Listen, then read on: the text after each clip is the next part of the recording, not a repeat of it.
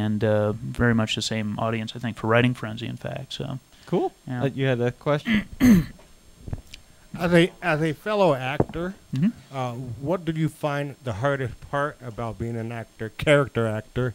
Is it mentally preparing yourself and saying, I'm going to be this actor full time 100% of the time? Or am I going to spend most of my time memorizing all these lines? What is your method and how you try to... So you're talking in terms of the actual performance technique. What's the most challenging? Is that what you're... Yeah. Okay. Well, first off, I think it depends very much on the character. I pride myself kind of on being a character actor, meaning that I like being able to kind of walk into the skin of somebody who's completely different than me. Some of my favorite experiences have been when people I know saw me in a play or in a film or something where I played a major role and had no idea it was me. I love that. But I think that, again, it depends on the character. If the character is too different from my base personality, it can be a real struggle to find the character, and that can... there have been times where I've been really down to the wire. I remember a play I was in maybe a year and a half ago, where the character was just utterly different than me in every possible way, and I think I finally found the character maybe 2 weeks before we went on, and you never know really what's going to trigger it. It was in this particular case, the guy was, just an evil, womanizing, cheating, lying scumsucker, and from a different era entirely in a different part of the world, and the thing, I mean, I tried all these different techniques, and the director, Doug Mitchell, who was had a beautiful insight, and he asked the stage manager. He said, "Go get me a toothpick," and he handed me the toothpick, and he said, "This never comes out of your mouth." And as soon as he handed me the toothpick, oh, there he was. Hey, what do you know? There was a guy, So I just, and then from that moment on, I didn't need the toothpick. But something about putting the toothpick gave me a physical mannerism that tied everything, all the other work I'd done together. But that can be a little stressful when you don't know that when you're afraid that you're not going to find the character. Line memorization is an interesting thing. A lot of actors stress over that, and I certainly do. I use multiple techniques for line memorization, and usually I try to get a script as early as possible. So if we're doing a film, I try to get it at least 2 months in advance so that I can start that process. And I spend a very long time working on lines. And about the first month, there's a lot of cussing. Because as I'm running my lines, I notice that I made a mistake, and then I flip out and get angry at myself. And then there comes a point, inevitably, where it just starts flowing very smoothly. What I try to do, as someone who was trained as a theater actor initially, there are terrifying moments where you're in front of a live audience and you don't remember what you're supposed to say next, and you improvise, and it all works out if you're working with good actors who can save you.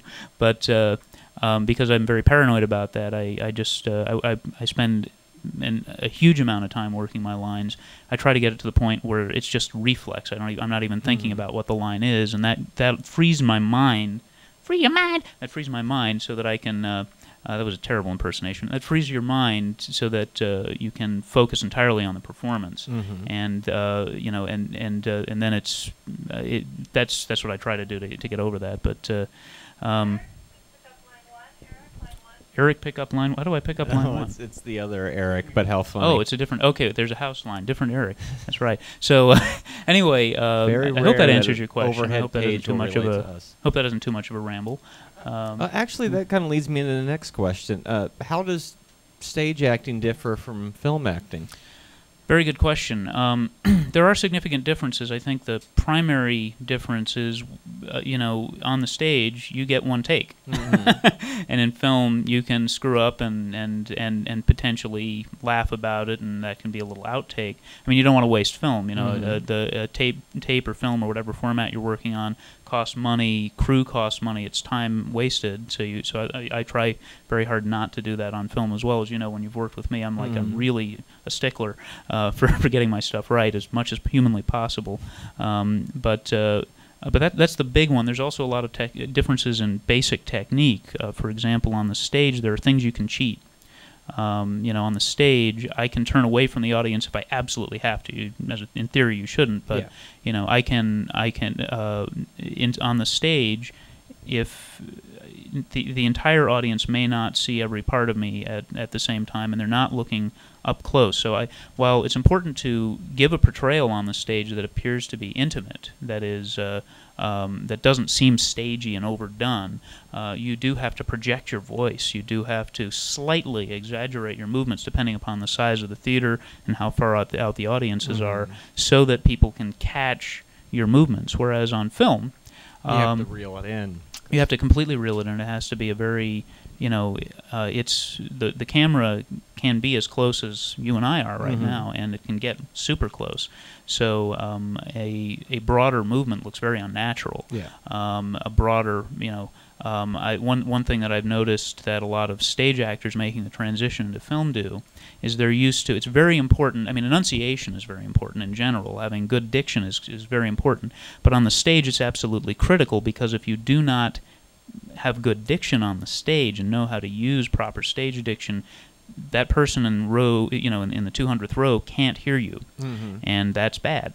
On the film, the mic is right close to you, so what a lot of stage actors making that transition make the mistake of projecting their voice really loud, or of using too. Again, good diction is very important, and it makes for a powerful performance on film.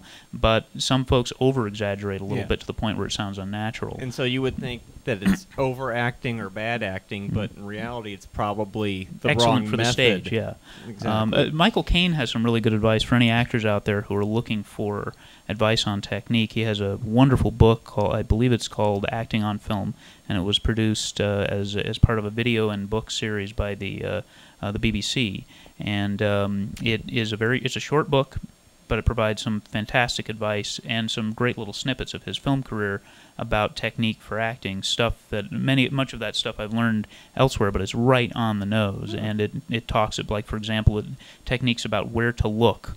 On the stage, you're worried about stage left, stage right. You're worried about where the audience is placed, and they're always in the same place. On film, you're worried about, is it a close-up, is it a medium shot, is it a wide shot, where's the camera, how many cameras are there, where's the mic placement, etc. So one of the things that he talks about is, which I've used many times, is when you're on film and you're looking at another actor, pick an eye.